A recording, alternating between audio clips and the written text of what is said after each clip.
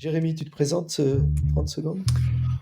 Alors très rapidement, ouais, moi ça fait plus de 25 ans que je fais du dev, enfin que voilà, je conçois, je développe du logiciel, voire même des systèmes d'information et voilà, avec particulièrement en fait mon dada, c'est le domaine du event design, euh, voilà, où j'ai participé à sa promotion en France, sa découverte en France, voilà.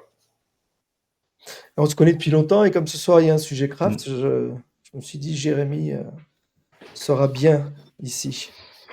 Et toi, Guillaume Saint-Étienne, en 30 secondes? Hey, bonsoir. En 30 secondes, pareil, je dois avoir peut-être un petit peu plus, quelques années de plus au compteur Ah, ça que, y est, ils font des concours. que Jérémy. Ouais, ça dépense mon compte, tout ça. Est-ce qu'on commence vraiment à être développeur? Pareil, je dev beaucoup de back plus que de front. J'aide les équipes, je craft, je tech lead, j'architecte, je teste, voilà, je suis un peu l'homme à tout faire. Des fois dans les équipes, mais ça me plaît. Je fais plus de DevOps ces temps-ci, ça c'est bien aussi. Finalement, ça finit par me plaire, ce truc-là. Qu'est-ce que je fais aussi? On en parlera un peu de la façon. Et en ce moment, je suis très très fier de travailler sur le projet ITER. D'accord. Et on se connaît depuis un bail avec les conférences sur Toulouse, Guillaume. On était censé avoir une ou deux personnes pour venir nous titiller. Là, il y en a un qui est un invité Allez. surprise. Je te garde dans un coin, Yann, mais je vais te faire intervenir comme trublion. D'accord? Bon, on t'entend pas, t'es muté, mais c'est pas grave, je fais un montage, c'est enregistré. Fais attention à ce que tu racontes. Non, mais c'est un truc, si on me demande que ça ira. Présente-toi quand même en 10 secondes, là. Tu vas pas intervenir tout de suite, je vais te faire intervenir en joker, mais dis-nous déjà qui tu es, même si on te voit à peine. Ouais, il y a trop de soleil là où je suis. Donc moi, je suis Yann Vandravik et je suis consultant sur les organisations informatiques. J'ai occupé des postes comme CTO, par exemple, si on doit donner mon profil. Et moi, ce que j'aime, c'est comprendre ce que je fais, et notamment dans l'informatique, et c'est pas tous les jours facile. Voilà. Merci. Donc, je t'ai dit, je vais te faire intervenir en joker sur notre conversation à tous les trois. Cette conversation, en fait, très régulièrement, tout le monde arrive et nous demande très régulièrement, enfin, moi, en tout cas, on me demande, mais j'imagine qu'à vous, c'est exactement la même chose et je suis un peu convaincu que c'est aussi le cas chez Yann. Comment est-ce qu'on parle aux devs? Comment est-ce qu'on fait? On a souvent cette question qui arrive. Alors, je ne sais pas si ça sous-entend un énervement, ils écoutent rien, ou si ça sous-entend un effet mystère. C'est tellement mystérieux le dev qu'on ne sait pas comment aborder la question. Donc, le sujet de ce soir, c'est on part de cette phrase. Je vous ai demandé de me faire popper à Jérémy et à Guillaume les trois ou quatre idées clés qui arrivent quand on se dit comment on parle au dev, qu'est-ce que ça évoque chez vous. Je vais vous proposer tous les trois, on va se lister un peu ce que ça fait popper dans notre tête quand on entend cette phrase, comment parle-t-on au dev. Puis après, on va se mettre en commun et on va essayer de creuser les différents points de vue qui auront émergé là. Ça vous va? Et c'est là que Yann mettra son grain de sel. Alors, je vais vous partager. Donc, vous voyez, des post-it jaunes, je crois que c'est ce de Jérémy, compréhension partagée. Il va rentrer dans le détail, sous qualité ou sur qualité, prise de décision. Les post-it bleus, c'est Guillaume. Le code, une valeur commune. Les torts partagés, celui-là, il me plaît, le titre. Ce que vous êtes en droit d'exiger. Comment on exprime ce que l'on veut voir en production. Et puis moi, j'en ai mis trois, mais en fait, j'en ai deux qui sont principaux, les autres, on oublie. On commence par les jaunes. C'est Jérémy, je te laisse la parole, je vais couper moi mon micro. Tu essaies de te prendre 10 minutes pour max, enfin bon, comme tu le sens. Tu fais le gardien du temps, du coup, ouais. Tu fais le gardien du temps. Ouais, j'essaierai de vous dire, d'accord? Et je coupe mon micro et je te laisse exprimer ça. Tes trois stickers. Ok, cool. Bah, merci Pablo. Donc, pour moi, le premier point, effectivement, c'est la compréhension partagée. Donc, shared understanding en anglais. Compréhension partagée de quoi? De ce qu'il y a à faire. Donc, souvent en DD, on parle de l'espace du problème. Enfin, il y a la réalité, l'espace du problème et l'espace de la solution. C'est déjà quel problème on cherche à résoudre. Donc, souvent en DD, on dit qu'on est modèle driven et que derrière le modèle, en fait, il y a toujours un problème qui doit être résolu. Donc, voilà, ça veut dire qu'on apporte de la valeur, c'est-à-dire qu'on aide à résoudre un problème pour les utilisateurs du logiciel que l'on va créer. Et il y a une citation assez célèbre d'Alberto Bandolini qui dit que ce qui va arriver en production, c'est ce que les développeurs ont compris du domaine, donc c'est-à-dire à la fois du problème et de la solution. Et donc, je pense que le premier point, comment parler aux devs, c'est d'être sûr d'avoir toutes les conversations qui font que les développeurs ont compris déjà ce qu'il y avait à faire, ont compris le problème, puisque la solution, donc ça c'est un point qu'on peut laisser, sur lequel on peut discuter, c'est-à-dire effectivement, est-ce que la solution elle est conçue par on va dire toute la partie produit, la partie business, etc., ou par les devs, ou est-ce que c'est justement une responsabilité partagée, ou comme tu disais, effectivement, est-ce que c'est un tort partagé? Mais je pense que ça amènera sur le second point, sur la prise de décision et sur le partage de responsabilités. Mais je pense que le premier point, c'est d'avoir toutes ces conversations autour de ce que l'on doit faire. Donc, il y a bien sûr ce qui va être visible par l'utilisateur final, mais ça va être aussi tout ce que, en tant qu'architecte, on appelle communément toutes les ILITs, toutes les non-functional requirements, donc toutes les exigences qui ne vont pas être liées à ce que vont voir les utilisateurs. Donc, ça peut être de la sécurité, de la performance, de la fiabilité, de l'opérabilité, etc. Parce que notre système logiciel, il va être utilisé effectivement par ces utilisateurs finaux. Mais également, il y a tout un ensemble d'acteurs qui vont être autour. Il va y avoir des ops, il va y avoir des testeurs, etc. Et donc, en fait, c'est d'avoir vraiment je dirais, la vision la plus claire possible autour de de ce que l'on va, de ce que les développeurs vont avoir à faire, et de prendre en compte, tous les besoins, toutes les contraintes de tous ces acteurs, qui soient utilisateurs finaux ou acteurs dans cette chaîne de réalisation du logiciel. Et voilà. Et moi, j'ai coutume de dire, effectivement, pour démarrer, quand on a cette conversation, c'est d'avoir des exemples concrets et réels. C'est-à-dire que ce qui aide à comprendre un problème, donc au-delà des mots, de tout ce qui va être employé dans ce qu'on appelle l'ubiquitous language dans le DDD, donc le signifiant signifié, si j'utilise des termes un peu plus savants, c'est tel mot, quelle définition il a, et que cette définition soit partagée. Et une fois qu'on a cette définition, ce qui peut être pas mal, c'est de prendre des exemples et de se dire, qu'est-ce qu'on appelle un paiement, qu'est-ce qu'on appelle une commande, qu'est-ce qu'on appelle un produit, etc. Et donc de rentrer dans le détail, dans les définitions, comment je vais structurer ça, qu'est-ce que je vais pouvoir faire avec ce concept. Donne-moi un exemple, donc avec des scénarios, avec en given one then, pour sortir des scénarios en mode BDD. Et surtout, d'avoir un maximum de personnes autour de ces conversations pour être sûr que cette compréhension soit partagée. Donc, il y a un rituel en tout cas un style d'atelier qui est assez connu, qui s'appelle l'event storming. On peut le compléter, on peut en faire différents raffinements, l'example mapping. On peut faire des event storming de différents niveaux, avec plus ou moins de détails. Mais l'idée, comme on dit souvent, l'important, c'est pas tant les process, les rituels, c'est surtout d'avoir des conversations pour que vraiment on ait cette compréhension partagée. Donc pour moi, ça c'est vraiment le premier point. Le second qui en découle, c'est que une fois qu'on a cette compréhension partagée, on va devoir entamer la conception d'une solution, ce qu'on appelle du design, de l'architecture. Et en fait, pour moi, derrière ça, c'est de la prise de décision. Alors, la différence entre architecture et design, c'est qu'on va dire l'architecture, c'est les décisions qui ont un fort impact et pour lesquelles on va difficilement pouvoir revenir en arrière. C'est-à-dire, en tout cas, que ce retour arrière va être très, très coûteux. Mais finalement, tout le monde prend des décisions, donc tout le monde fait du design, finalement.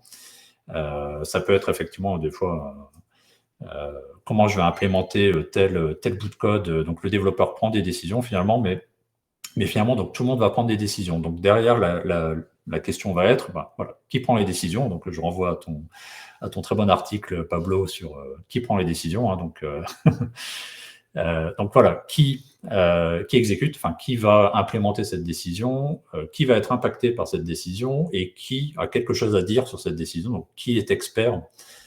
Ça peut être sur un sujet technique ou un sujet métier, peu importe. Hein. Et d'ailleurs, quand on parle de décisions d'architecture, on pense souvent à des décisions techniques, mais pour moi, les décisions de métier sont justement souvent des décisions qui ont un énorme impact et pour lesquelles il est extrêmement difficile, souvent derrière, de revenir en arrière. C'est-à-dire de changer un concept, de changer une abstraction, etc. Parce qu'une fois qu'on a créé notre système et qu'il s'est intégré avec tout son environnement, c'est extrêmement coûteux de revenir en arrière. Et donc, cette décision, justement, comment je vais nommer cette abstraction, qu'est-ce qu'elle va faire, comment elle est en relation avec d'autres abstractions, ça, c'est souvent des décisions qui sont très, très structurantes. Et donc, savoir qui prend ces décisions et à tout le moins de les rendre le plus explicites possible, ça, c'est un des... je pense un des sujets clés. Et derrière, effectivement, les décisions, c'est finalement qui va être responsable de quoi. C'est-à-dire que quand on parle de décision, c'est finalement qui va les assumer derrière. Donc, qui est accountable finalement de cette décision et qui va vivre avec. Donc, comme on dit, hein, qui va être impacté par cette décision. Mais c'est finalement, derrière ça, c'est qui est responsable de quoi. Et en suivant l'adage, you build it, you run it, c'est pas le tout de construire quelque chose, c'est surtout de l'assumer derrière. Donc, quand on parle aux devs, en tout cas pour les devs, pour moi, c'est important que les devs, justement, assument cette part d'opérabilité du système qu'ils ont créé. Donc, est-ce qu'ils ont mis des logs pertinents? Est-ce qu'il y a les bonnes métriques? Est-ce que, justement, ce système est suffisamment opérable? Parce que souvent, effectivement, ça va être des personnes un peu différentes qui vont assurer le run. Et donc, ça amène sur un point, c'est justement derrière toutes ces décisions, c'est finalement essayer de mesurer finalement leur impact, leur efficacité, et ça m'amène sur ce sujet justement avec les devs. Hein. Souvent, les devs se plaignent, ou en tout cas, si je me place de l'autre côté de la barrière, si on ne comprend rien à ce qu'ils racontent, ils nous parlent de tout un tas de problèmes qui n'ont rien à voir avec le business. Donc, c'est toute cette question de la sous-qualité et de la surqualité. C'est-à-dire, est-ce que les devs ont suffisamment de temps pour ne pas générer de dette technique? Et à l'inverse, est-ce que pour avoir pour avoir été dev et pour avoir côtoyé beaucoup de devs aussi, c'est une fois qu'ils ont un jouet technique entre les mains, les devs peuvent passer beaucoup de temps sur ce jouet technique et oublier le problème qu'ils sont censés résoudre. Et pour moi, ça renvoie plus là sur un rôle, Yann pourra compléter, mais de management et de cadrage. Mais c'est-à-dire quels sont les espaces de liberté que les devs auront et quels sont les espaces contraints qu'on va leur laisser. Et pour moi, ça renvoie aussi à tout ce qui est de rendre explicite, en fait, à la fois cette dette technique, à la fois éventuellement cette suringénierie parfois que l'on peut avoir, mais c'est toujours d'être explicite sur finalement, quand j'utilise telle pratique, tel composant technique, finalement, qu'est-ce que j'en attends? Donc, c'est d'être aussi très explicite. On parle souvent de tech radar, hein, et pour moi, le tech radar, je le résume souvent à qu'est-ce que j'utilise comme outil et qu'est-ce que j'ai comme pratique. Et souvent, les deux vont de pair. C'est-à-dire qu'un outil vient avec, on va dire, un ensemble de pratiques ou en tout cas d'approches sur un problème. Et c'est de se dire, finalement, cet outil, qu'est-ce qu'il m'apporte réellement? Et souvent, on a, et surtout à l'heure actuelle, on a quand même une complexité, alors qui parfois est vendue aussi, et qui parfois est apportée par les vendeurs, hein, qui nous font croire que justement, cette complexité, elle est indispensable. C'est de revenir justement au pourquoi. Pourquoi j'utilise telle pratique? Pourquoi j'utilise telle technologie? Et c'est de se dire, dans ce tech radar, on a quand même un espace de liberté, c'est-à-dire que les gens peuvent expérimenter, peuvent justement utiliser une nouvelle technologie, une nouvelle pratique. Mais derrière, c'est d'être explicite aussi, ou en tout cas qu'ils expriment aussi qu'est-ce que j'en attends? C'est quoi le critère de succès finalement? Qu'est-ce qui me fera dire que cette pratique ou cette technologie, elle est intéressante?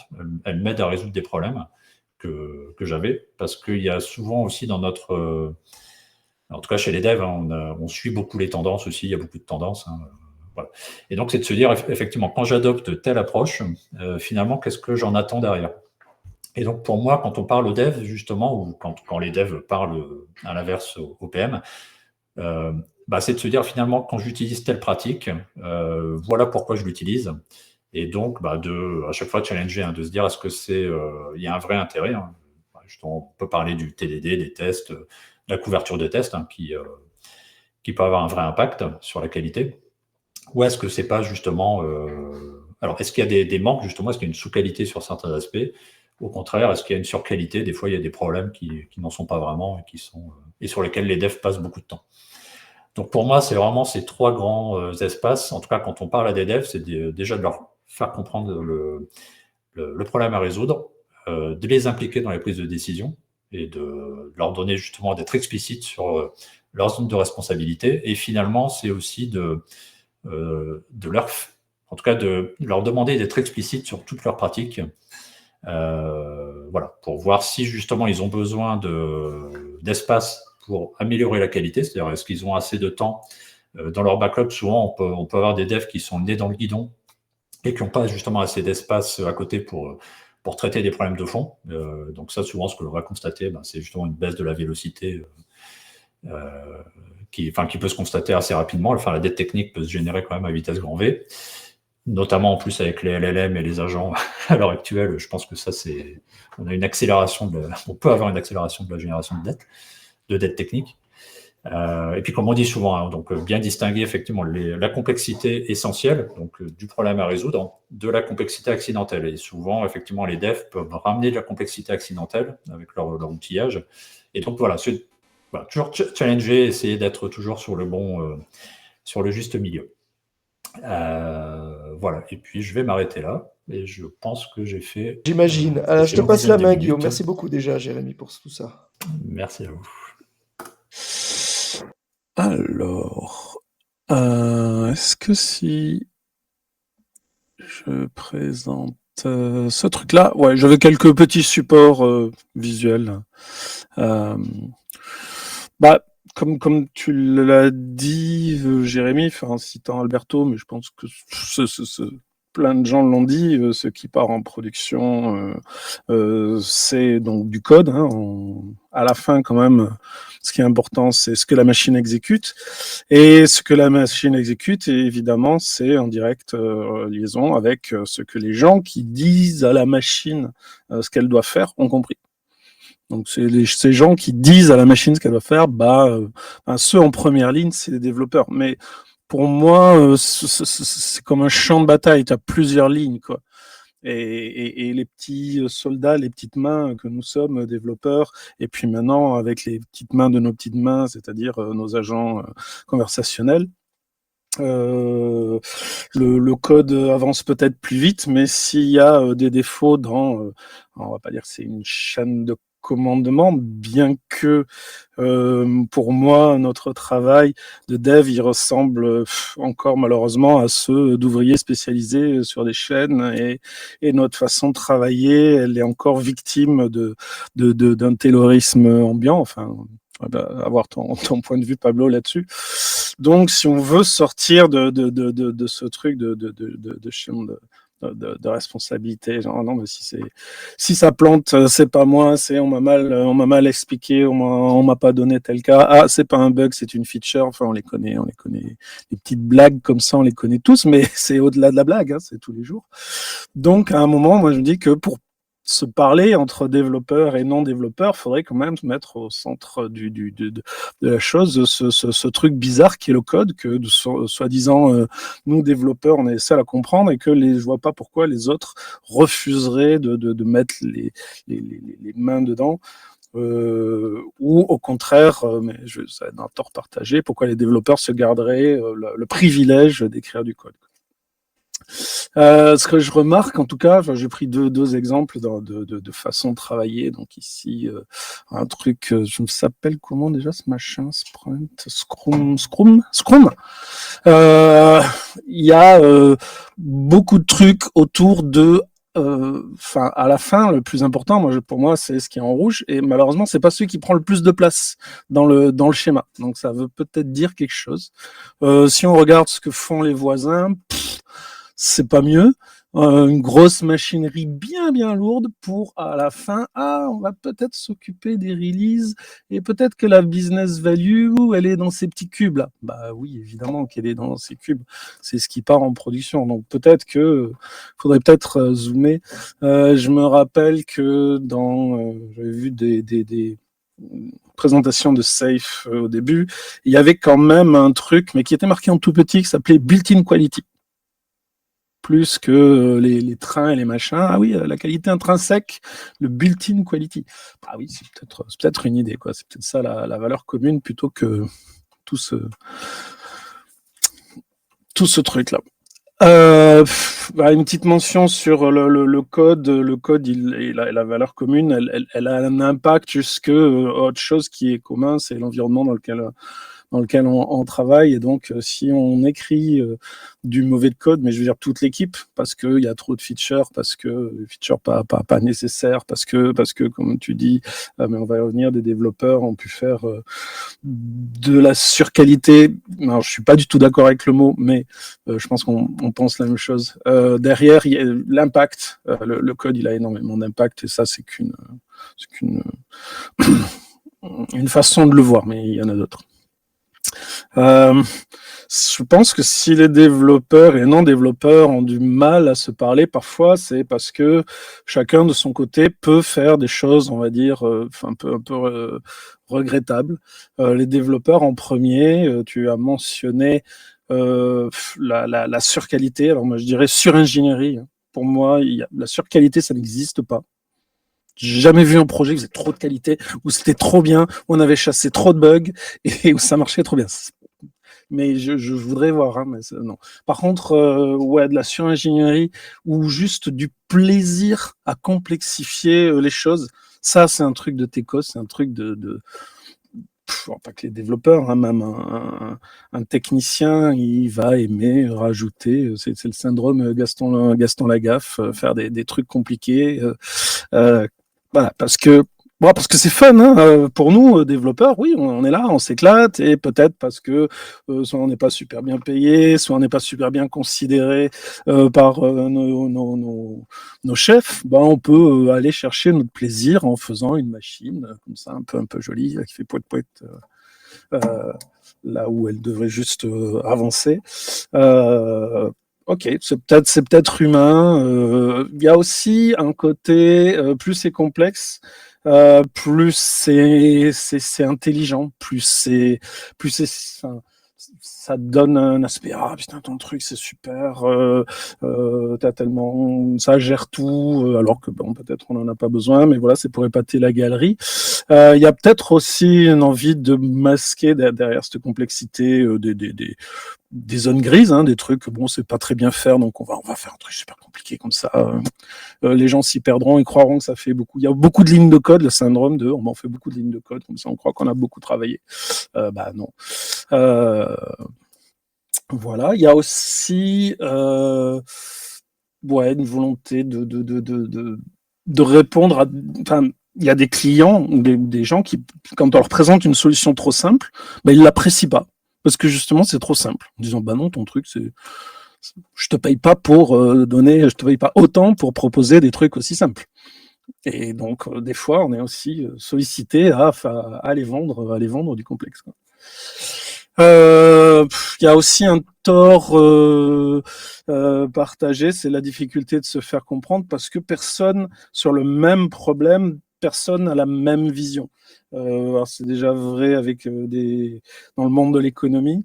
Mettez X développeurs dans une pièce, demandez-leur de faire un programme simple et vous aurez même plus que X versions puisque chacun individuellement peut avoir plusieurs idées.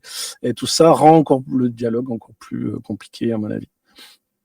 Je peux balancer sur mes copains PO/PM. Ouais. Vas-y, sens-toi à l'aise. C'est un vieux truc, mais voilà, tu as un peu aussi mentionné, Jérémy, en Scrum, on a quand même le Scrum Zombie. Quand j'entends le mot vélocité, moi personnellement, j'ai envie de partir du projet, comme si je me mesurais juste au nombre de features qu'on peut produire. Non, bon, voilà, c'est un effet assez connu. Enchaîner sprint, c'est pour ça que je préfère personnellement travailler en flux, en mode flux. Ça, grâce à Olivier Azon, on l'avait expérimenté avec quand même beaucoup de bonheur de pouvoir travailler un peu à son rythme et ça sort quand ça sort et les estimations il n'y en avait plus et même avec c'était Montaigne Marteau à l'époque notre PM elle arrivait à travailler avec des estimations qui n'en étaient pas et le mot c'était ça sortira quand ce sera prêt quoi. Bon, faut une équipe super mature, faut un produit déjà bien maturé, des clients qui sont OK avec ça, bien sûr, on pouvait pas faire ça partout. Et l'autre problème, oui, c'est de la feature pour de la feature. Et on connaît tous et on va en reparler de ce souci-là, et ça pousse pas évidemment à développer des solutions qui soient ni efficaces ni pérennes, quoi. À combien de temps suis-je ? Presque bon. Allez, je suis en train de parler dans le vide. Je dis ça va, tu peux continuer. Et je disais, de toute façon, tu nous as piégés, tu t'es transformé en consultant, tu as sorti des slides là. Donc, tu vois. Ouais, c'était mon petit support. Déjà, on est en train de se dire, on parle de la communication avec les devs. Et là, tout d'un coup, plac, il sort des slides faits par Keynote sur son Mac ou je ne sais quoi. Ouais, Jérémy, non, c'était des.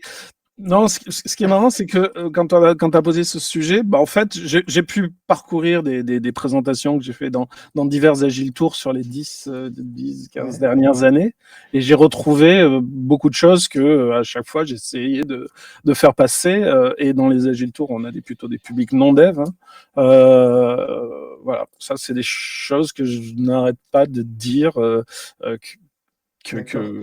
Voilà, il faut faire attention. Dans une équipe, tout le monde est responsable et tout le monde devrait être responsable du code. Attends, avant de continuer, Guillaume, juste, Jérémy, ton visage, il est un peu caché derrière le label qui porte ton nom. Je te le dis juste si tu veux qu'on te voit bien, et c'est l'occasion, et je serais ravi qu'on te voit bien. Voilà. Merci beaucoup. Alors, Guillaume, tout va bien. Ok. Allez. Alors, vas-y, qu'est-ce qu'on est en droit d'exiger ?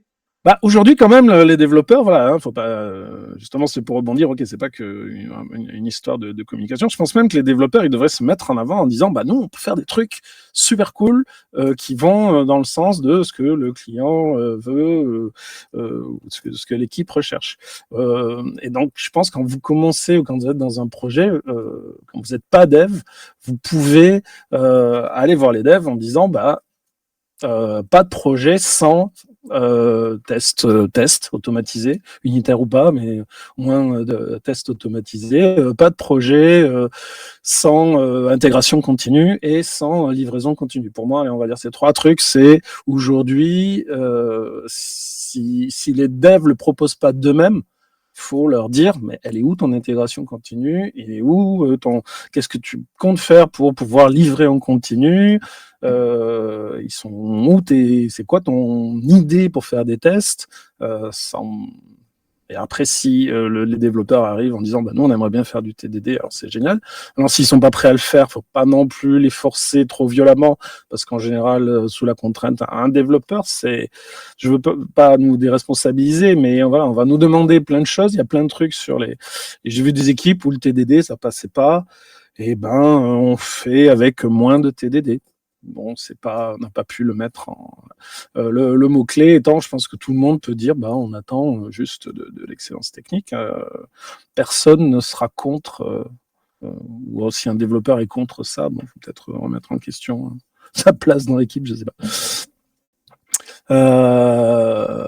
Petit truc aussi sur ce qu'on peut exiger d'un développeur, c'est qu'il descende, que son ego descende un petit peu. J'ai vu trop d'équipes souffrir du syndrome d'un ou de plusieurs développeurs cow-boys qui bossent la nuit, qui arrivent le lendemain avec la solution toute prête, que eux seuls peuvent comprendre, que ni les autres développeurs sont en mesure de maintenir, ni même est-ce que ça répond vraiment aux besoins du produit. Alors là, oui, il y a de la suringénierie. pas sur qualité, hein, mais vraiment de la sur-ingénierie. Donc, quel développeur n'a jamais pensé faire un moteur, le moteur universel, le truc, un peu le business process modeling aussi, c'était un peu cet effet-là. Oh, on a un moteur d'exécution on va juste lui programmer des règles et tout va bien se passer. Ça, c'est à fuir, et pour moi, c'est encore la panachée de gens qui disent ouais, moi je sais, je maîtrise ça et je vais l'imposer à tout le monde. Voilà, donc un développeur, il devrait être un minimum penser aux autres personnes de l'équipe, ces autres devs, mais aussi les gens qui vont mettre ça en prod et devoir le maintenir, etc. Les gens qui vont rester après lui ou elle quand il sera parti, parce qu'on n'est pas éternel dans ces trucs-là. J'ai ce petit slide, mais il est vraiment bien, ce site de April Wenzel sur le compassionate coding. C'est une façon de coder, enfin de travailler avec les autres. Et travailler avec les autres, c'est aussi faire du pair programming, et c'est aussi faire du mob programming. Et dans les sessions de mob programming, on peut inviter des non-devs à venir réfléchir parce que ce sera jamais ce qu'on va réaliser, ce sera jamais que des problèmes techniques. Il vaut mieux que ça parte d'une problématique métier, et effectivement, comme ça, on s'assure que la technique n'est là que pour résoudre un problème métier et donc livrer la valeur qui se trouve derrière la résolution du problème métier. Allez, je te laisse. Vas-y, 3 minutes, 4 minutes encore? Moi, je suis pas mal, en fait. Je sais plus. Très bien. Allez, juste très rapidement, ce qu'on exprime en production, tu l'as dit, Jérémy, l'event storming, oui, carrément. Et puis, bon, tout ce que Domain Driven Design nous propose de faire comme activité, il n'y a pas que l'event storming, il y en a plein, en fait. On raffine un peu la compréhension de l'espace du problème et de l'espace de la solution. L'idée, c'est de le faire ensemble. Les event storming, je les vois quand même comme des ateliers pour zoomer d'une vision très large à une vision un peu plus précise. Et à un moment, quand on veut vraiment aller régler des problèmes, établir des processus, des algorithmes, des choses qui vont vraiment se faire, s'exécuter sur la machine. Pour moi, bon, ça tu en as parlé, espace du problème, espace de la solution. Pour moi, je vais avancer plus vite, c'est l'exemple mapping qui est le meilleur outil pour que on donne aux développeurs suffisamment de pions, d'éléments pour coder quelque chose, pour aller le mettre en production, quelque chose qui se tient, qui a de la consistance, qui fait ce qu'on lui demande, qui ne se contredit pas lui-même. Si avec les non-développeurs, on n'est pas descendu jusqu'à des exemples concrets, qu'on fasse du BDD ou pas, qu'on fasse du TDD ou pas, je vois mal comment on peut écrire le programme qui va bien, quoi. Donc pour moi, ça c'est l'atelier ultime, mais il faut être prêt. Lancer un exemple mapping comme ça sur un début de projet, évidemment, ça va juste tomber à l'eau, il va rien se passer. Donc il faut arriver à ce but-là au cours de ces nombreuses discussions qui doivent s'opérer entre développeurs et autres parties prenantes du projet. Ok. Alors si ça vous va, on rebondit pas tout de suite, j'enchaîne. Je vous donne un peu mes retours à moi. J'ai presque envie d'en rajouter un 4e et de commencer à commenter. Il va falloir que je résiste. J'ai pris des notes un peu à côté aussi, c'est pour ça. Alors, moi, ce que j'ai envie de dire, je vais commencer par mon 2e que vous connaissez. C'est une phrase assez connue de soi-disant Einstein, hein, quand on ne sait pas d'où vient une citation d'Einstein ou Gandhi ou Confucius. Bon, Einstein. Mais je crois que c'est vraiment lui, là, pour le coup. Si tu ne sais pas expliquer à un enfant de 8 ans, pour moi, les problèmes de communication, c'est des problèmes de clarté. Je ne dirais pas que vous m'avez donné des exemples flagrants, je m'amuse là, je vous tacle un peu, mais Jérémy, il a utilisé beaucoup de jargon, mais c'est normal. Tu peux m'envoyer des trucs dans la figure. Et Guillaume, il en a profité pour parler de plein de trucs autour. Donc, à mon avis, il y a un boulot dans nos problèmes de communication, de ramener les choses à quelque chose de vraiment simple, et tout le monde doit comprendre tout le monde. Ce que vous mettez derrière Ubiquitous Language, tout le monde doit comprendre tout le monde. Ça marche dans les deux sens, hein. C'est-à-dire, il y a un effort à faire au niveau de ceux qui expriment le besoin aux devs. On peut pas se permettre, enfin, on doit vraiment, si on n'est pas capable de l'expliquer, c'est qu'on ne sait pas ce qu'on veut. Okay, donc, on doit pouvoir l'expliquer à un enfant de 8 ans, et le dev doit pouvoir expliquer ses options, les problématiques qu'il rencontre, pourquoi soudainement là c'est beaucoup plus dur que la personne l'avait imaginé, pourquoi là soudainement c'est beaucoup plus facile. Donc, il y a un boulot, et il y a un boulot qui n'est pas anodin, parce que c'est vraiment de la maturation dans la tête, du raisonnement, de comprendre les tenants et les aboutissants. Ça, c'est une chose. Et deuxièmement, il faut savoir l'exprimer, donc il faut constamment s'entraîner à ça. Le deuxième post-it que j'avais mis, c'est les devs sont-ils assez engagés dans les affaires de l'entreprise? Donc, ça rejoint un peu des choses que vous avez dites un peu. Je pense que c'est Jérémy qui a dit des choses comme ça, où moi je vais parler de skin in the game beaucoup. Vous savez, on prend les bonnes décisions quand on est impacté. Ouais, il a parlé d'accountabilité aussi, Jérémy. On prend les bonnes décisions quand on est... Alors, on prend les bonnes décisions quand on est impacté par le résultat de ces décisions, primo. Et deuxièmement, quand on a la main sur la façon de faire, quand on a la main sur les choix, quand on a la main sur son outil de travail, ce sur quoi on travaille, on est beaucoup plus engagé. Le problème, c'est pas simple, parce que souvent, le début des problématiques de communication, c'est que tout le monde veut décider de tout. Donc, j'observe qu'on a d'abord une phase où on clarifie au maximum qui a quoi comme droit et devoir, rôle et responsabilité. Donc, souvent, le truc, c'est le quoi et le pourquoi sort du giron des devs. Les devs, c'est le comment.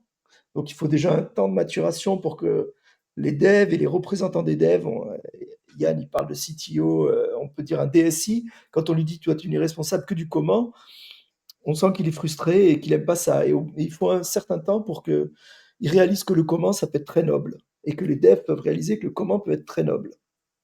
Ok ? Mais le problème, alors je sais que c'est des analogies compliquées quand on essaye de faire... moi, quand on parle de dev, et comme vous parlez beaucoup de craft, forcément, je pense aux cathédrales. C'est souvent et même si ça correspond en rien au code. Mais en pensant aux cathédrales, je me suis dit, oui, mais quand on construit une cathédrale, il y a les cathédrales gothiques, il y a les cathédrales néoclassiques, il y a les cathédrales byzantines, les cathédrales classiques. Et donc finalement, le quoi et le pourquoi et le comment, la signature du comment est très évidente dans le produit qui sort. Si vous voulez, le comment fait partie intrinsèque de la qualité. C'est très visuel.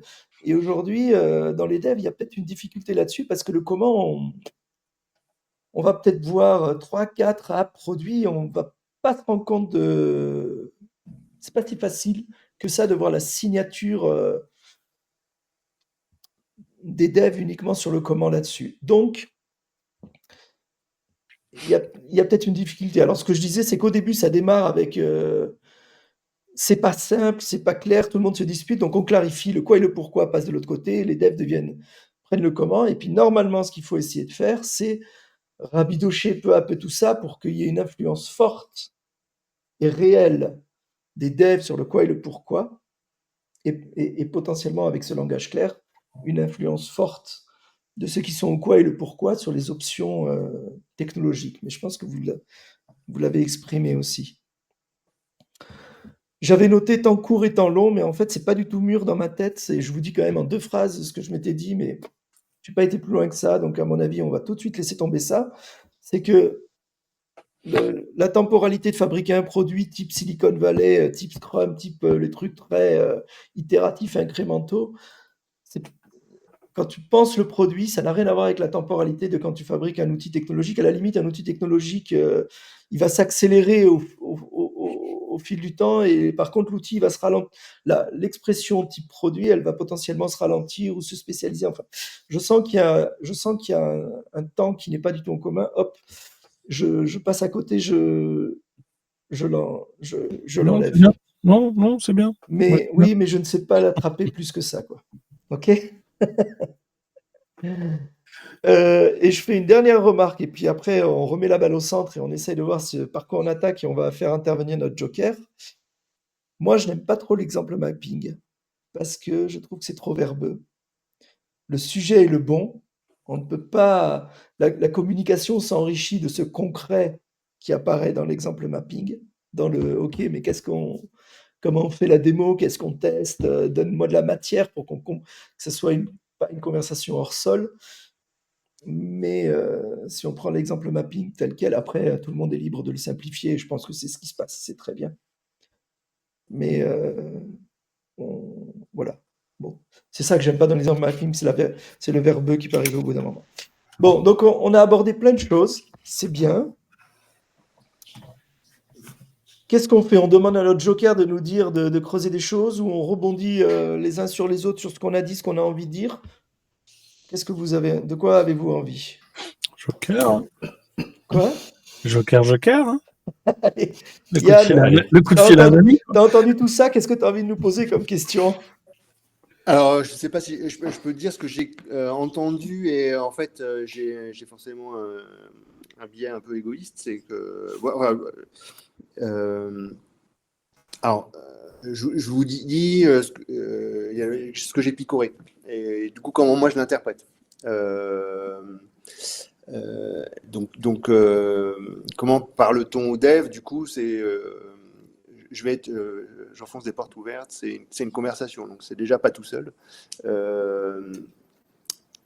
Et ça sous-entend qu'il y a un aller-retour. Alors, toi, tu parlais de temps court, temps long pour un autre sujet, mais une conversation, c'est pas je discute un jour et on se revoit le lendemain. Enfin, c'est un entretien. C'est un entretien qui est un peu au fil de l'eau, constant. Jérémy a parlé de cadre, et en fait, dans une discussion entretenue, il y a, pour qu'on se comprenne, un vocabulaire, et les organisations, les méthodes sont aussi un vocabulaire. Si je parle de Scrum, c'est aussi pour poser un cadre qui permet d'engager des conversations. Et c'est un peu le jeu de l'OA qui va permettre de parcourir cette conversation, et dedans, on peut inclure d'autres outils du type event storming ou l'exemple mapping, etc. Et c'est moi comme ça que je l'ai entendu.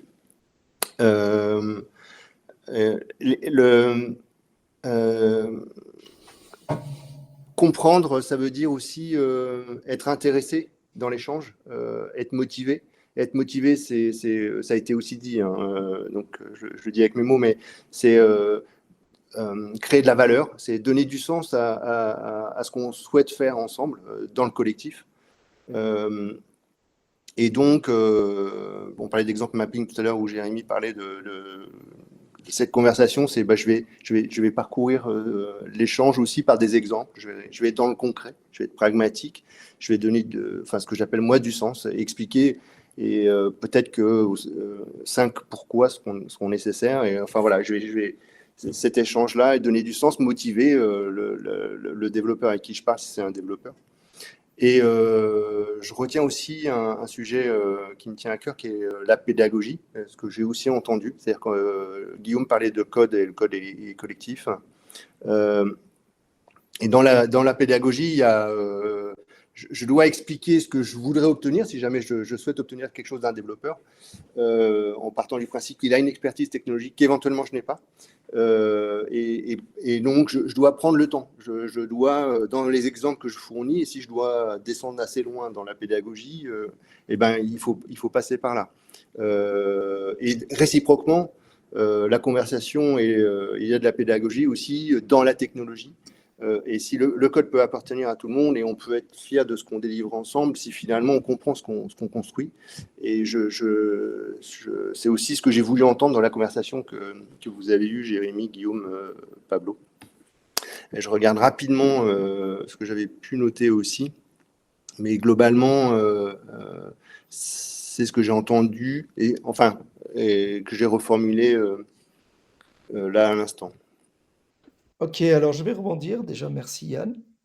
Je vais rebondir parce que j'ai l'impression qu'on danse tous autour du problème sans prendre le problème à bras-le-corps pour l'instant, tous les quatre. et je vais essayer de formuler le problème, c'est moi quand personne n'a encore dit qu'est-ce qui était insupportable pour l'autre partie, qu'est-ce qui était énervant, qu'est-ce qui faisait râler. Alors, je vais faire une première proposition, parce que je pense qu'avec tout ça, on réussit à se faire, avec tout ce que l'on a dit, on donne les pistes pour comprendre les sensibilités de chacun et savoir se faire comprendre et comprendre où est-ce que chacun a son intérêt ou ses équilibres. Mais ce que j'entends dans comment on parle aux devs, c'est bip de devs ne comprennent pas que c'est urgent de sortir ça, ne comprennent pas que ça, c'est super important maintenant et ça plus tard. Donc peut-être ça revient encore à une question de désynchronisation, mais comment parle-t-on aux devs, c'est souvent un stress d'engagement, de priorisation et de compréhension de cette valeur.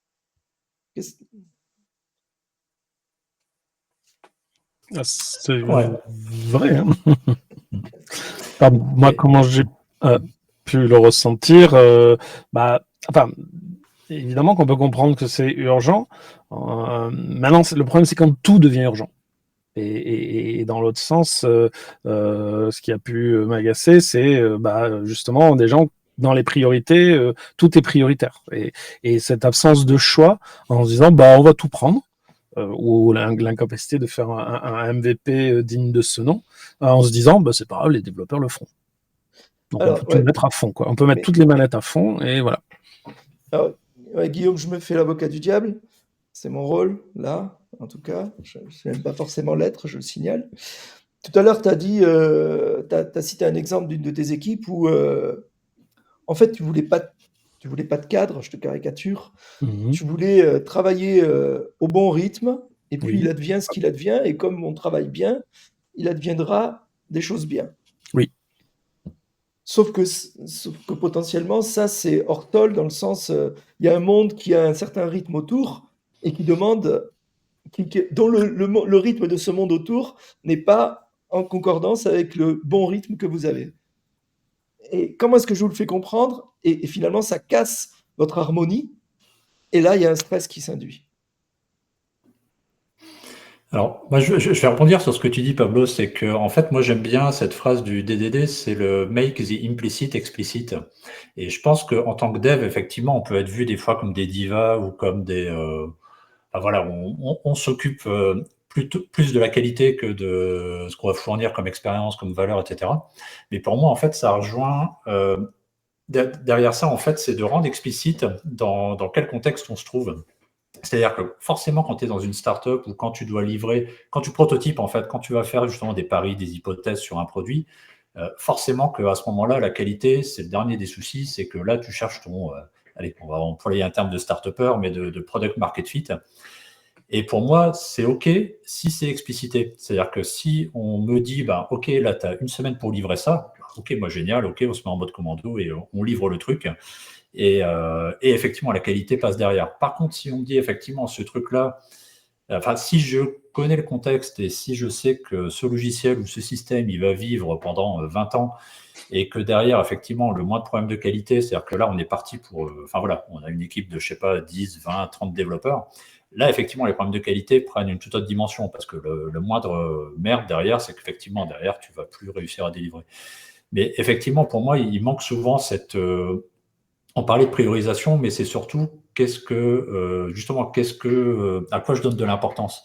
Est-ce que je donne de l'importance à de la rapidité? Est-ce que je donne de l'importance à un compromis entre rapidité, qualité, etc. Ou est-ce que je veux un système justement super robuste? Je bosse dans l'aéronautique, machin.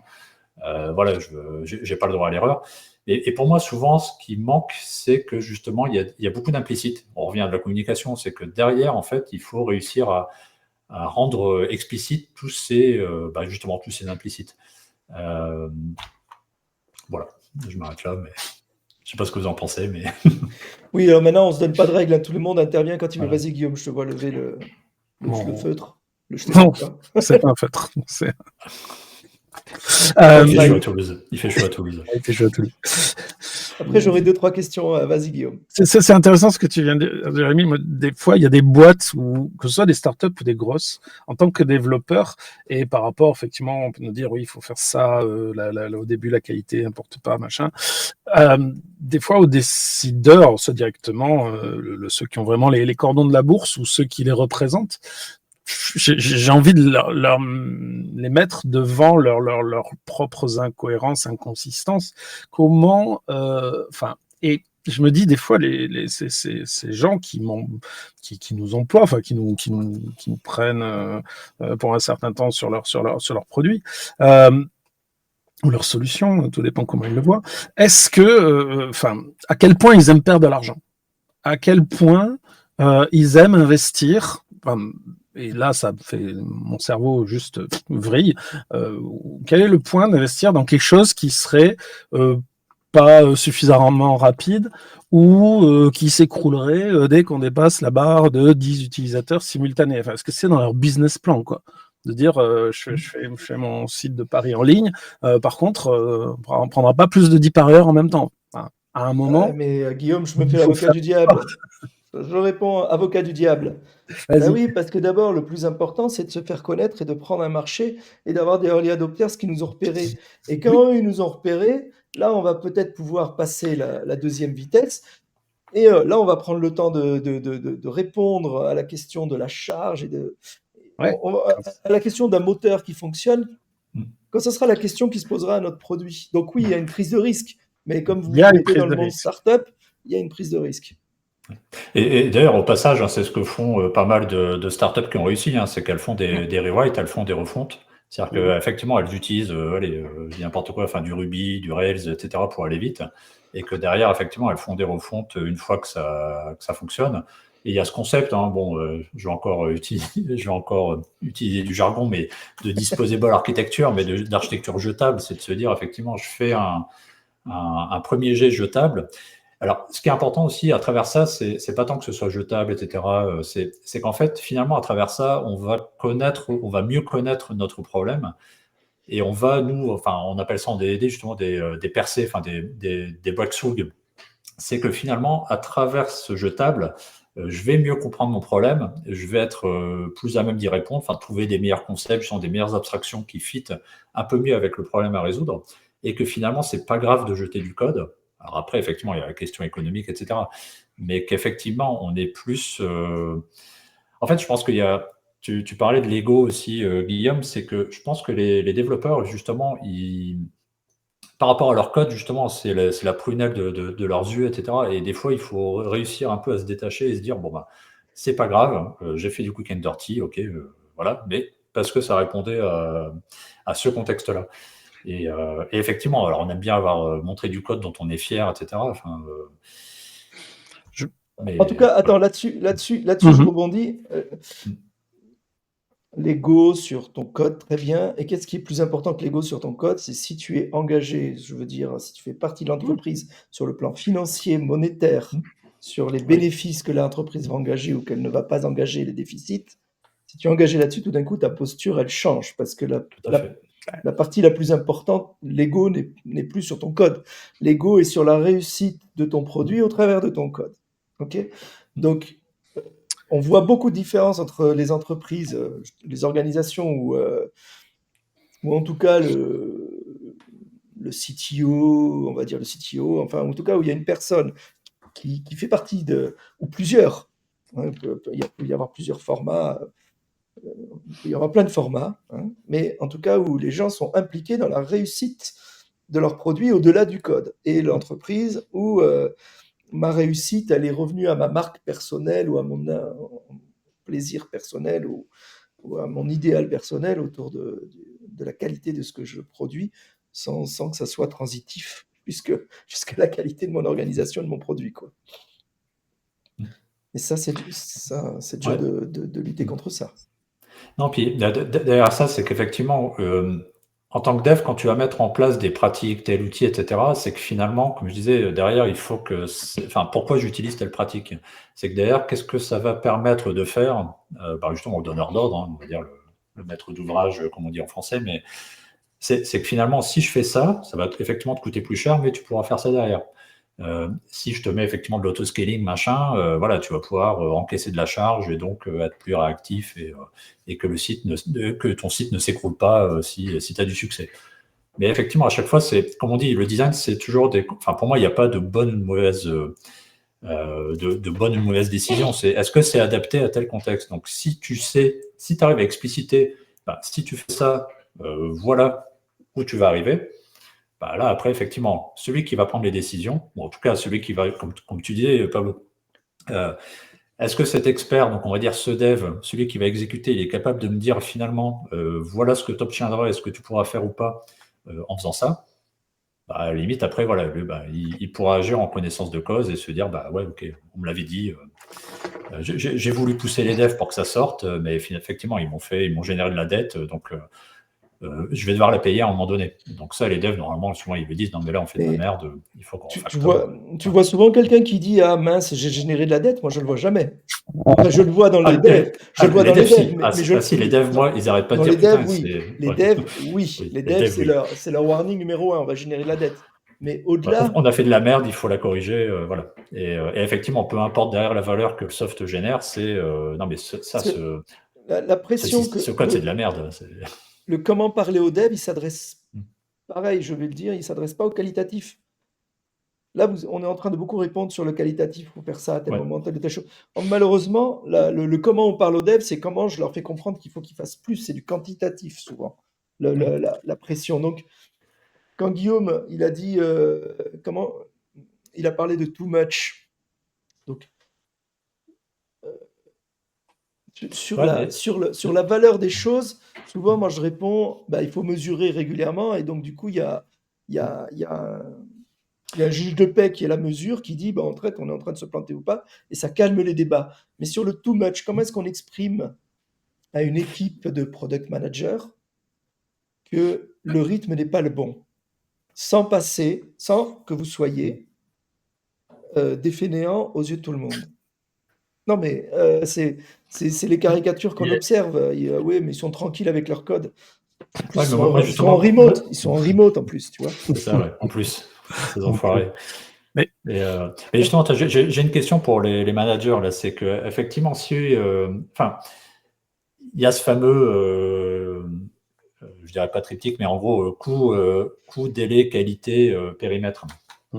C'est justement quand tu arrives à objectiver ça, et moi je n'ai pas la réponse pour justement le périmètre, est-ce qu'on est trop d'un côté, trop de l'autre, dans tous les cas, c'est intéressant pour des praticiens justement de l'agilité, c'est que forcément ton équipe elle est ce qu'elle est, elle a sa culture, elle a justement sa vélocité, hein, comme tu dis Pablo, on peut mesurer ce qu'elle est capable de délivrer pour tel niveau de complexité, et justement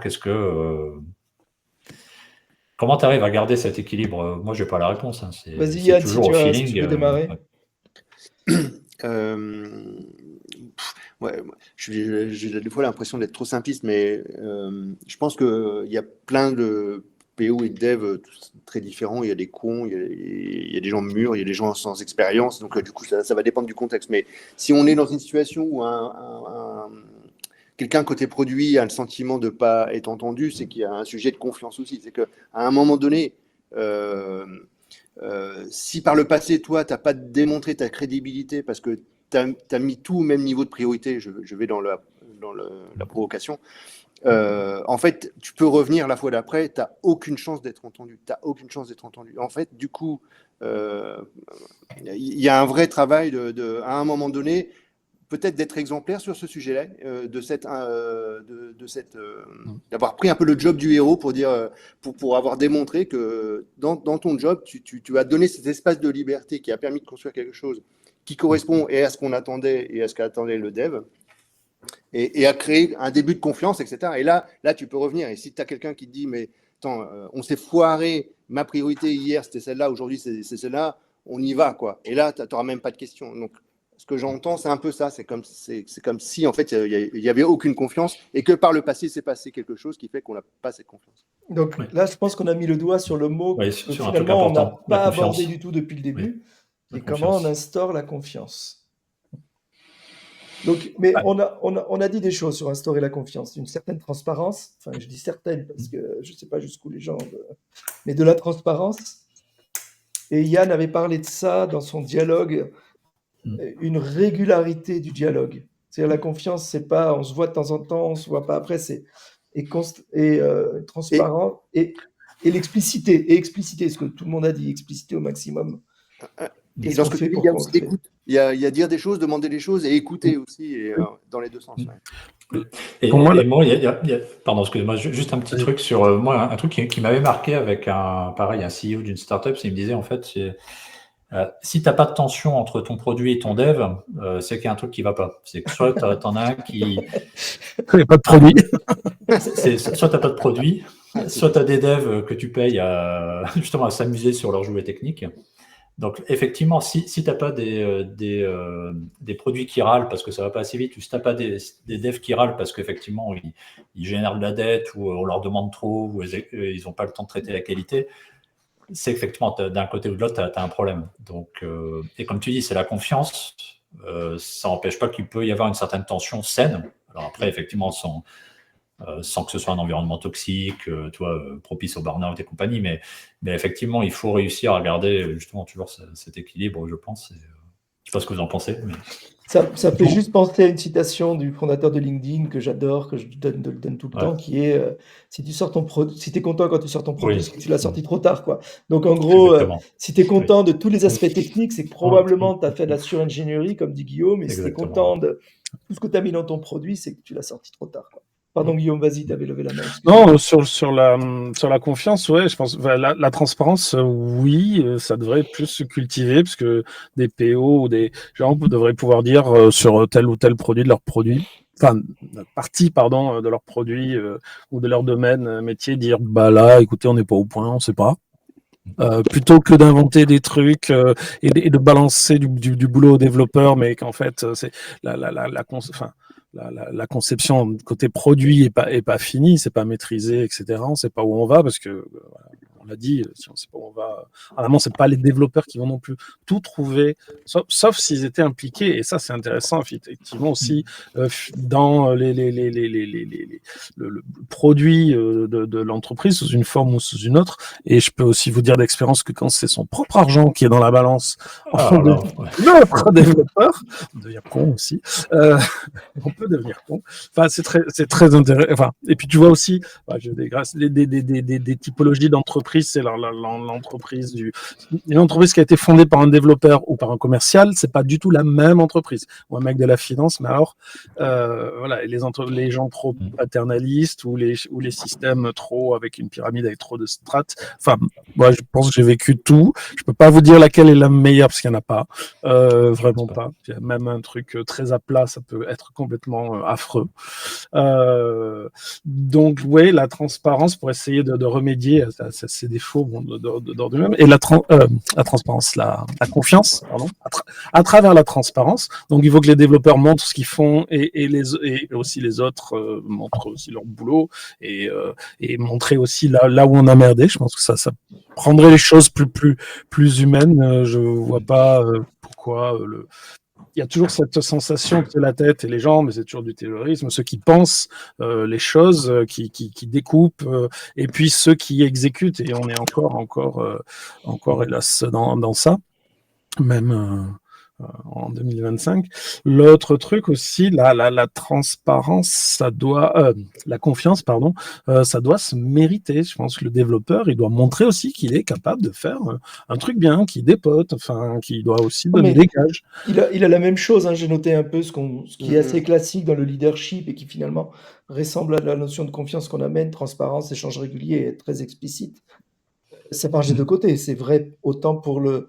Et ça s'entretient, régularité, Oui. ça s'entretient. Oui. Et un petit mot sur est-ce qu'on fait de la dette, tout ça, quand on développe. Alors, je pense que tout le monde crée de la dette à tous les niveaux, y compris au niveau du produit. Hein. Une dette de feature mal fichue. Tout le monde. Entropie partout.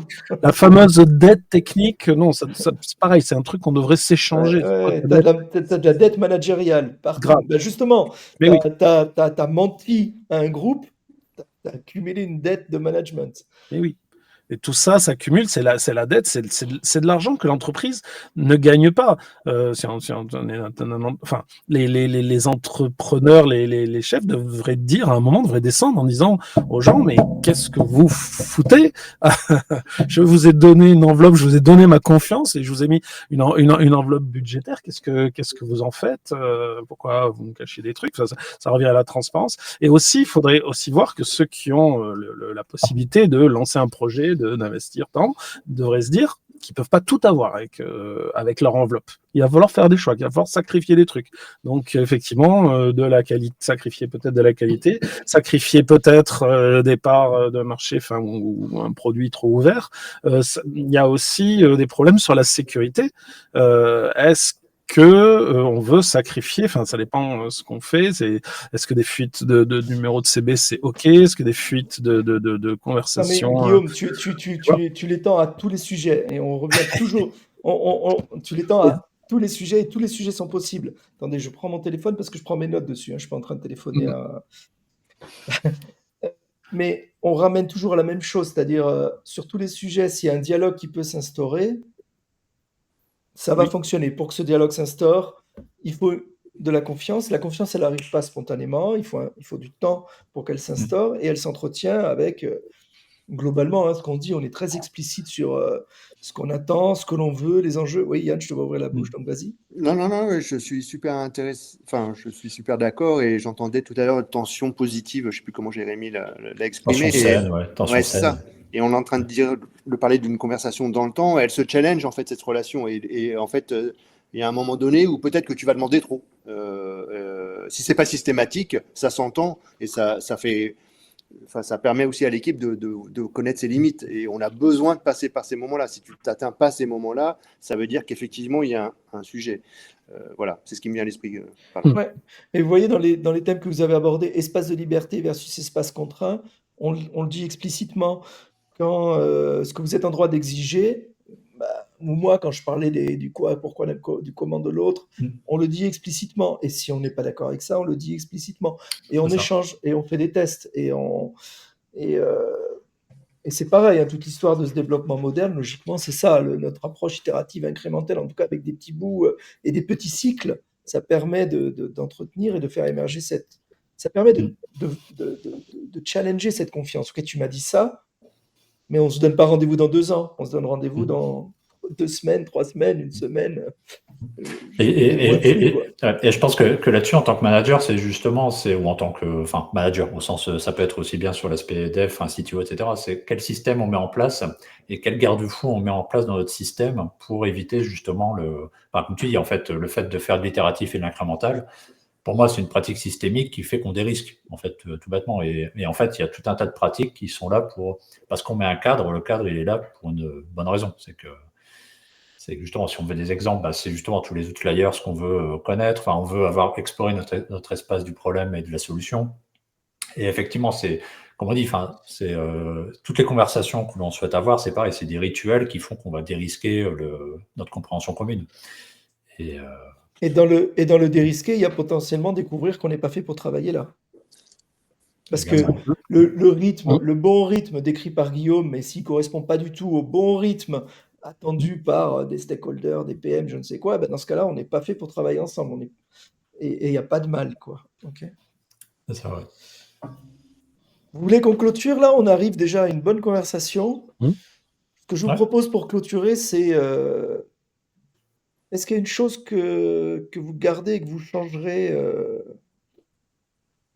pour votre prochaine conversation, les crafteux avec des PM, on va dire, ou les managers, ou avec des devs, enfin votre prochaine conversation avec... compliqué, enfin pas compliqué parce que c'est pas le bon terme, mais où il peut y avoir des choses trappes. Qu'est-ce que vous gardez de toute cette liste de ce qu'on s'est dit? Je me permets de prendre, effectivement, pour moi, c'est tes challenges, c'est quoi tes challenges finalement? C'est quoi qu'est-ce qui est difficile en fait? Et en fait, bon, ça revient de la communication, mais finalement, qu'est-ce qui est douloureux pour toi, soit dans la conversation qu'on a ensemble, ou soit dans ton boulot au quotidien, quoi. C'est de revenir au challenge. Et je pense que même les devs, c'est pareil, il faut qu'on arrive à exprimer. Finalement, ça c'est compliqué pour moi parce qu'il y a une complexité à tel ou tel endroit ou parce que justement on ne connaît pas assez le problème, mais c'est de revenir en fait au challenge qu'on a au quotidien ou dans la relation. Voilà. D'accord. Alors là, je rebondis dessus, même si c'est pas le jeu là malheureusement, mais tu remets quelque chose en évidence qui est pour, pour, Voilà, oui, tu as pour, montré sa vulnérabilité, c'est il ça. faut Ouais. savoir montrer ça pour un donnant-donnant souvent pour de la confiance, donc ça peut être important de savoir. Ouais. Là où on a des difficultés, effectivement, tu l'as traduit effectivement par montrer sa C'est ça que j'ai vulnérabilité, c'est là, entendu. Ouais. voilà, c'est ça, c'est montrer ses difficultés. Et effectivement, ça demande du courage d'être un peu Ouais, vulnérable. ou montrer la complexité, quoi. Ouais, ou montrer, voilà, je pensais à un moment donné, c'était le vie ma vie, en fait. C'est finalement essayer d'avoir de l'empathie. Enfin, et de l'autre côté, c'est finalement avoir de l'empathie pour ce que l'autre. Ok, peut-être que je mets empathie plutôt que montrer ça. Enfin, Et donc, ça, ouais, ça renvoie de l'empathie aussi, en face. Ensuite, si vous voulez, je peux enchaîner si vous cherchez. Hein. Non, moi j'ai sur le dialogue, la nécessité du dialogue au fil de l'eau constant, et grâce à, je pense que le PO il a une palette d'outils et c'est bien qu'il enrichisse toujours cette palette, qu'il aille prendre, qu'il aille lui aussi voir ailleurs un peu comment d'autres équipes, d'autres PO peuvent travailler, qu'il aille voilà, dans les conférences, tout ça, qui regardent Qu'est-ce que tu le veux dire comme outil project. Des outils. Tu veux dire event storming, exemple Oui, voilà, voilà, que tout le monde malheureusement ne connaît pas, ou peut-être n'a pas été n'a pas essayé de gratter, n'a pas été sensibilisé à. Mais tout comme un développeur, c'est plus commun chez les développeurs, se dit faut que j'aille voir tel nouveau framework qui vient de sortir. Il y a pas mal, il y a un effet de hype aussi, donc qui est dangereux. Hein, on est d'accord chez les développeurs, et on n'a pas dit les deux lettres qui fâchent encore. Et c'est peut-être bien. Là aussi qui peut amener. Je serais curieux de voir un peu parce que je sais que c'est très très en vogue chez les PO, même les Scrum Masters. À quel point aussi, je mettrai un point à regarder dans le futur, est-ce que ce truc-là va dégrader nos relations ou va les améliorer? L'IA, je le dis à haute voix parce qu'au cas où il y a des gens qui ratent le Allez, truc. ça y est, c'est le point Godwin, c'est le point Godwin du 21e siècle. Ouais, mais il y a un truc, il y a un sujet, c'est évident. Enfin, c'est tellement en train de prendre notre place. Je voudrais bien voire même refaire une conversation là-dessus.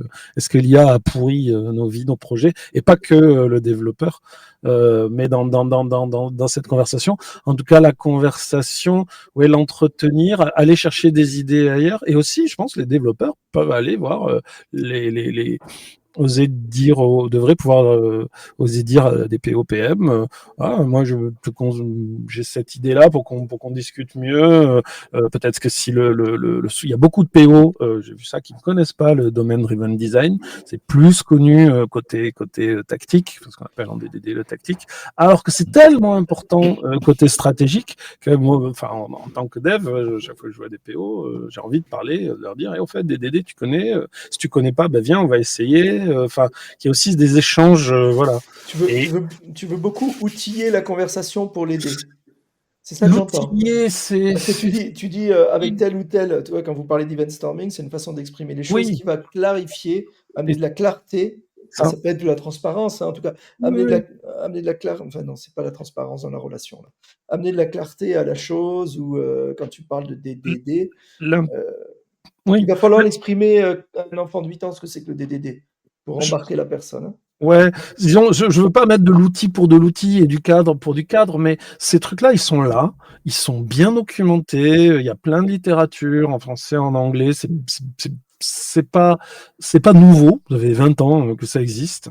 Voilà, des fois, j'ai envie de dire aux gens, essayez. Vous n'avez pas essayé ces trucs-là, essayez pour améliorer votre lien produit, design et réalisation, si on peut dire comme ça, stratégique et tactique. Ok. Moi, je rebondis, je te laisserai la main à la fin, le Joker, d'accord? Moi, ce que je vais retenir, c'est qu'au début, je m'étais beaucoup posé de questions sur, d'un côté, tu as le pourquoi et le quoi, de l'autre, tu as le comment, et donc comment engager les gens. Parce que je vous ai raconté, et finalement, dans la conversation, à un moment, je vous ai redit, en fait, c'est l'importance qui te challenge. C'est pas forcément le quoi, le pourquoi, le comment. Enfin, moi, j'ai pas de problématique comme tu. Je vois moins la problématique que tu exprimes, Guillaume, de compréhension entre ces deux populations. C'est plus de compréhension sur ce qu'on doit développer très, très précisément, mais c'est plus sur. Ils comprennent pas l'importance de la chose. Il y a une. C'est ça que j'ai envie de creuser plus dans le futur. Et j'ai noté, bon là, c'est bien que la confiance soit émergée. Donc bon, voilà, je suis pas très clair, mais quitte à reparler de ce sujet, je me ferai un focus sur l'importance. Qu'est-ce qu'on met derrière la valeur? À un moment, vous avez dit, qu'est-ce qu'on met derrière la valeur et comment est-ce qu'on s'aligne sur une valeur parce qu'on voit qu'il y a des regards sur la valeur très différents. Mm. C'est ça que je retiendrai de. Et toi, Yann, pour finir? Égoïstement, finalement, on continue de se dire qu'on n'arrive pas à parler avec des devs et réciproquement. Et donc, c'est certainement que c'est vrai et que c'est certainement quelque chose sur lequel il faut faire peut-être plus attention. Enfin, moi, je suis plutôt dans le monde des bisounours en me disant, bon, c'est bon, on a mis le cadre et tout, tout se passe bien, même dans les contextes très stressants. Et en fait, finalement, il y a des évidences et ça en fait partie et il faut faire attention parce que voilà, il faut créer ce cadre qui permet cette discussion dont on a parlé. Mais pour finir positivement, justement, moi j'aurais eu envie de dire, et je pense que toi c'est pareil, on n'a aucun problème pour parler avec les devs. On entend plein de gens qui ont plein de problèmes, mais c'est quand même assez naturel de parler avec des devs, finalement. Ou côté produit, ouais, tout à fait. Mais c'est pour ça d'ailleurs que Côté je. produit, oui, oui. Mais- Il y a pas une spécificité des devs, quoi. Nous ne sommes pas des animaux, nous sommes des humains. Ces règles de confiance, de transparence, d'échange régulier, explicite. Mais ça s'entretient, c'est ça que je voulais dire, c'est qu'en fait finalement, et c'est pour moi, je le prends pour moi dans ce sens-là, tu vois, pour chercher l'excellence et avoir un bon niveau d'exigence, en fait, c'est quelque chose qui s'entretient. Et moi, je sais que j'ai tendance à me dire, bon, c'est bon, c'est acquis, quoi. Voilà. Ah d'accord, ok. Merci à nouveau tous les trois d'avoir été là, notre joker qui est arrivé. Merci à vous, super conversation. Ouais, merci à toi, Pablo, d'avoir été l'instigateur de cet échange. J'ai absolument aucune idée de savoir si la conversation est utilisable pour quelqu'un d'extérieur et qui est confronté à ce problème-là. Donc globalement, une population non dev. Est-ce qu'il y a des choses à saisir pour cette population? Je ne sais pas. Ça serait intéressant, le feedback, ouais.